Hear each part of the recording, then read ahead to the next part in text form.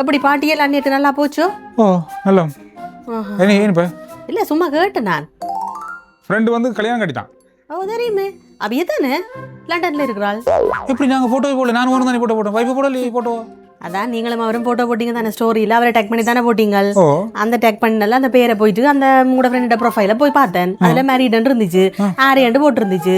அந்த பிள்ளை ஆரண்டு தேடி பார்த்தேன். தேடி பார்த்தா ஆவி லண்டன்ல நர்சிங் எல்லாம் படிச்சிருக்கு. நர்சிங் மட்டும் இல்ல, குக்கரி, பேக்கிங், அந்த இந்தன்னு சொல்லி எல்லா கோர்ஸும் படிச்சிருக்கும். நல்லா குட்டிக்காரி போல நல்லா படிக்கும். அந்த பிள்ளையும் என்ன யார் இதெல்லாம் உங்களுக்கு யார் சொன்னது?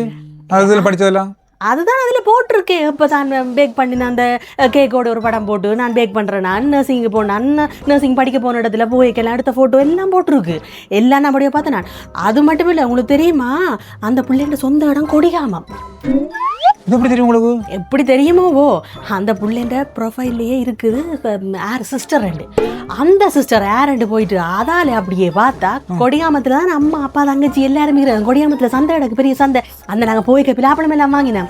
அதுக்கு பக்கத்தில் அந்த ரோடால தான் போகணும். சரியா?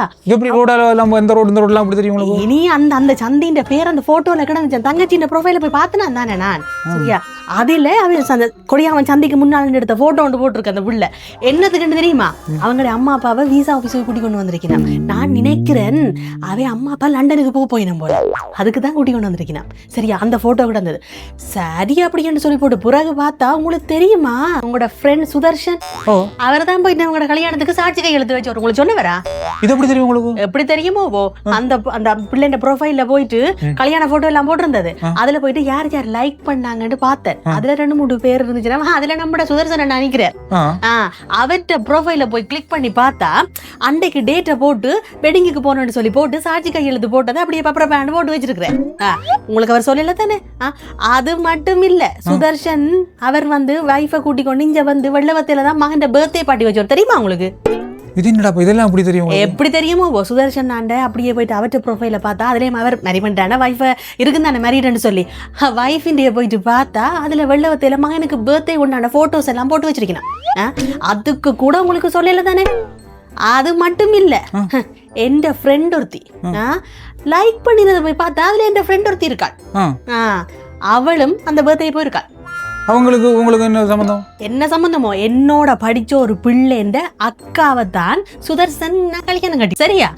பிறகு அவளோட ப்ரொஃபைல போய் பார்த்தா அந்த ப்ரொஃபைல்லையும் அவ எல்லாரும் இருக்கினா. சுத்தி சுத்தி பார்த்தா உங்களோட ஃப்ரெண்ட் அபி சுதர்சன் எல்லாரும் ஒரு செட் தான். அதுக்கும் அவளா எனக்கு சொல்லல, அவள்கிட்ட இன்ஸ்டாகிராம்ல தான் நான் போய் பார்த்து கண்டுபிடிச்சேன் நான் பர்த்டேக்கு போயிருக்கிறாள். ஒருத்தருமே சொல்லல. அப்புறம் என்ன ஃப்ரெண்ட்ஷிப்? அவங்களோட பர்சனல்ல நீங்க ஏன் சும்மா போயிட்டு அங்கங்கெல்லாம் பார்த்து அப்படிலாம் கண்டுபிடிங்க. நான் வேலை இல்லாம அவங்களோட ப்ரொஃபைல்களை பார்த்து கொண்டு இருக்கேன். சரியா?